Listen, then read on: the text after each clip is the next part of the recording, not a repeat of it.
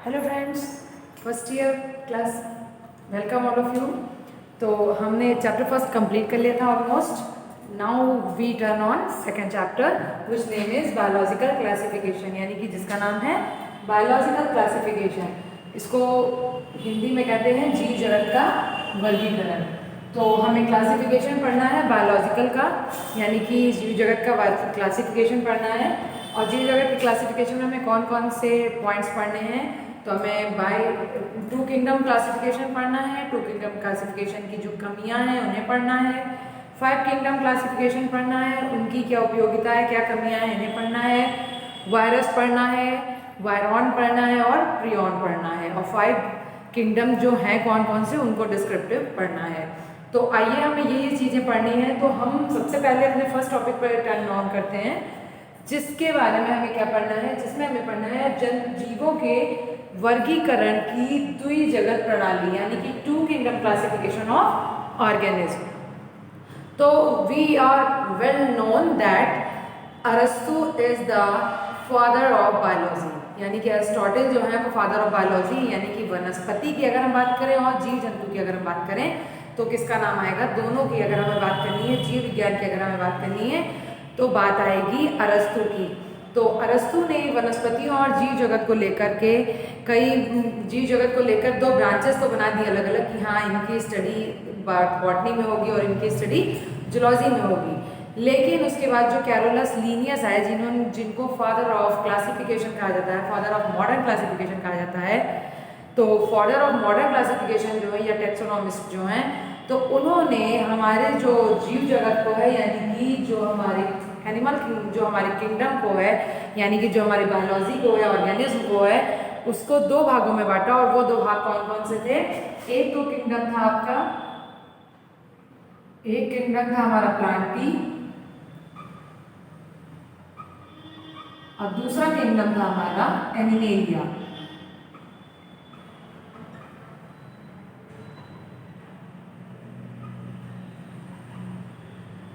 Kingdom Plantae और kingdom animalia. तो kingdom Plantae में उन्होंने प्लांट्स को रखा, प्लांट्स के बारे में बताया, प्लांट्स की संरचना, कार्यविधि, प्रकाश संश्लेषण की उनकी सारी क्रियाएं, उनकी सेल वॉल, उनके जितने भी कोशिकांग थे, सेल ऑर्गेनेल्स थे, सबके बारे में बताया।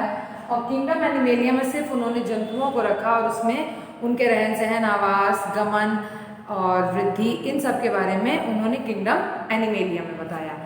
तो इस तरह से जो कैरोलस लीनियस थे, उन्होंने ऑर्गेनिज्म को टू पार्ट में डिवाइड किया। और टू पार्ट डिवाइड जो थे, जो टू किंगडम डिवाइडेड थे, वो दोनों किंगडम कौन से थे। पहला था प्लांटी और दूसरा था एनिमेलिया। तो प्लांटी में उन्होंने पौधों के या पादप के बारे में समस्त जीवन प्रणाली उनकी बताई, और जो किंगडम एनिमेलिया था उनमें उन्होंने जितने भी जंतु हैं उनके बारे में, उनकी समस्त जीवन प्रणाली और उनके वर्गीकरण को बताया। फिर अब हम बात करते हैं what is the demerits of this classification, यानी कि इनकी कमी क्या थी इस क्लासिफिकेशन की। तो इस क्लासिफिकेशन की जो कमी थी, this is the second topic. तो इनकी जो कमी थी वो कमी ये थी कि इन्होंने कुछ जीवों को, जैसे कि यूग्लिना है, माइकोप्लाज्मा है, इन जीवों के जिनकी सेल वॉल नहीं थी, इनको किस में रख दिया, इनको रख दिया प्लांटी में रख दिया इन्होंने। और हम लोग अच्छी तरह से जानते हैं कि पादप जो होते हैं या जितने भी पादप होते हैं उनमें सेल वॉल जो होती है वो प्रेजेंट होती है। और सेल वॉल किसकी बनी हुई होती है, सेलुलोज की बनी हुई होती है। तो इनकी जो सबसे पहले डीमेरिट्स थी वो क्या थी कि कुछ प्लांट, कुछ एनिमल्स जैसे कि यूग्लिना एंड माइकोप्लाज्मा, इनको इन्होंने क्या किया, इनको इन्होंने प्लांटी में रख दिया। लेकिन इन लोगों में सेल वॉल जो थी, CW मींस सेल वॉल, वो क्या थी, इनके में एब्सेंट थी। लेकिन तब भी इनको इन्होंने किस में रख दिया, प्लांटी में रख दिया। सेकेंड डीमेरिट जो इनकी थी वो इस तरह से थी कि जो एक कोश के, यानी कि यूनिसेलुलर एंड मल्टीसेलुलर जो थे, उनको भी एक साथ इन्होंने रखा। यूनिसेलुलर एंड मल्टीसेलुलर ऑर्गेनिज्म जो थे उन्हें उन्होंने एक साथ रखा। फिर तीसरी पॉइंट ये थी कि यूकैरियोट्स और प्रोकैरियोट्स को भी एक साथ रखा। Prokaryotes and eukaryotes remaining together, यानी कि एक साथ इन्होंने रखा। तो क्या क्या थी इनकी डिमेरिट? इनकी डिमेरिट ये थी कि जिन प्लांट्स में या जिन एनिमल्स में सेल वॉल नहीं पाई जा रही थी उन एनिमल्स को प्लांटी किंगडम में रखा विदाउट सेल वॉल के यानी कि सेल वॉल नहीं प्रेजेंट थी, तब भी इन्होंने किस में रख दिया? इन्होंने प्लांटी में रख दिया। फिर सेकंड डिमेरिट इनकी ये थी यूनिसेलर और मल्टीसेलर ऑर्गेनिज्म जो थे, यानी कि जो एनिमल किंगडम के यूनिसेलर ऑर्गेनिज्म और प्लांटी किंगडम के यूनिसेलर ऑर्गेनिज्म दोनों को एक साथ रख दिया। फिर एनिमल किंगडम के मल्टीसेलुलर ऑर्गेनिज्म और प्लांटी किंगडम के मल्टीसेलुलर ऑर्गेनिज्म दोनों को एक साथ रख दिया। फिर prokaryotes and eukaryotes, what is the difference between prokaryotes and eukaryotes? We study in earlier classes but we recognize one upon time. Prokaryotes in nucleus are not absent और nucleus primitive, nucleus not present या nucleus जो होगा वो क्या होगा? Primitive होगा, यानी कि बिल्कुल दिखाई नहीं देगा, पुराना होगा, यानी इनको पुराने जीव भी कहते हैं। यूकैरियोट्स न्यूक्लियस इज प्रेजेंट या न्यूक्लियस जो पाया जाएगा वो क्या पाया जाएगा? ट्रू पाया जाएगा।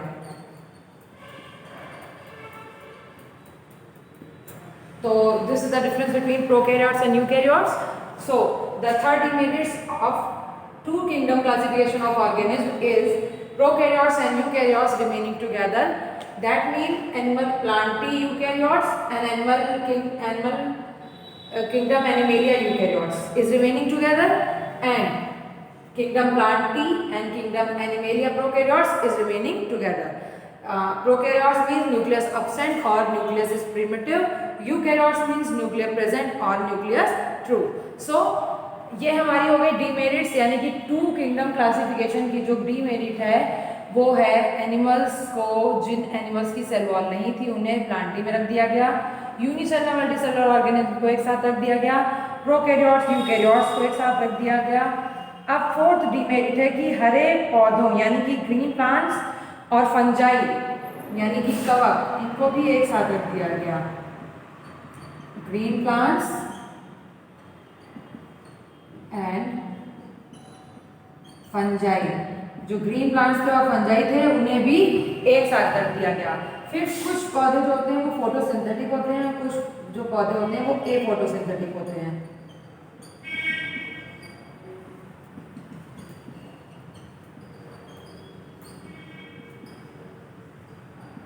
तो फोटोसिंथेटिक और एफोटोसिंथेटिक जो होते हैं प्रकाश संश्लेषी और कुछ अप्रकाश संश्लेषी। तो प्रकाश संश्लेषी पौधे वो होते हैं जो अपना भोजन प्रकाश संश्लेषी की क्रिया में बनाते हैं।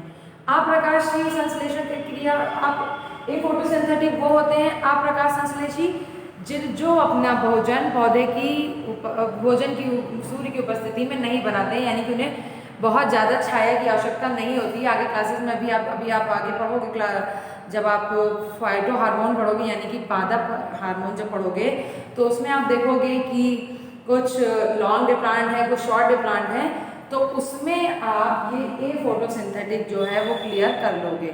यानी कि कुछ प्लांट जो होते हैं उनको सूर्य की आवश्यकता कम पड़ती है, तो ऐसे प्लांट को कहते हैं शॉर्ट डे प्लांट। कुछ प्लांट ऐसे होते हैं जिनको सूर्य की आवश्यकता ज़्यादा होती है, उन्हें हम कहते हैं लॉन्ग डे प्लांट। तो इस तरह से फोटोसिंथेटिक और फोटोसिंथेटिक जो प्लांट थे उन्हें एक साथ रख दिया गया, और जो ग्रीन प्लांट्स थे और फंजाई थे उन्हें भी एक साथ रख दिया गया। तो इस तरह से हमने 5 डीमेरिट्स देखी हैं। और 5 डीमेरिट्स कौन कौन सी हैं? First is animal in which cell wall is not present is put in plantae kingdom, यानी कि जिन एनिमल्स में सेल वॉल नहीं पाई जा रही थी उनको कहाँ रख दिया उनको कहाँ रख दिया गया? प्लांटी में रख दिया गया।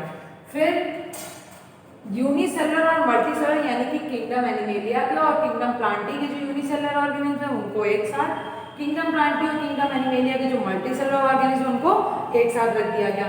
फिर थर्ड पॉइंट देखा गया प्रोकैरियोट्स एंड यूकैरियोट्स का। That mean animalia and Plantae में जो प्रोकैरियोट्स थे उनको एक साथ रखा गया, फिर एनिमेलिया और प्लांटी में जो यूकैरियोट्स थे उनको एक साथ रखा गया। And eukaryotes means true nucleus, that mean nucleus is present, and prokaryotes is primitive nucleus, that means nucleus is not present.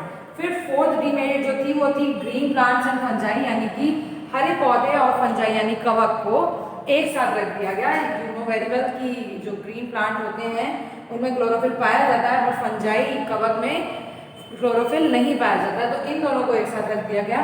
फिर fifth point and last point, photosynthesis and aphotosynthetic plant को एक साथ रखा गया, यानी कि जो प्रकाश संश्लेषी पौधे हैं उन्हें, जो अप्रकाश संश्लेषी पौधे हैं उन्हें। तो इस तरह से हमने two kingdom classification of organism पढ़ा और उनकी डीमेरिट्स पढ़ी। अब हम पढ़ने जा रहे हैं 5 किंगडम ऑफ क्लासिफिकेशन, यानी कि 5 जगत वर्गीकरण। तो आइए देखते हैं क्या है 5 जगत वर्गीकरण, इसको किसने दिया और इसमें कौन कौन से जगत आते हैं। ठीक,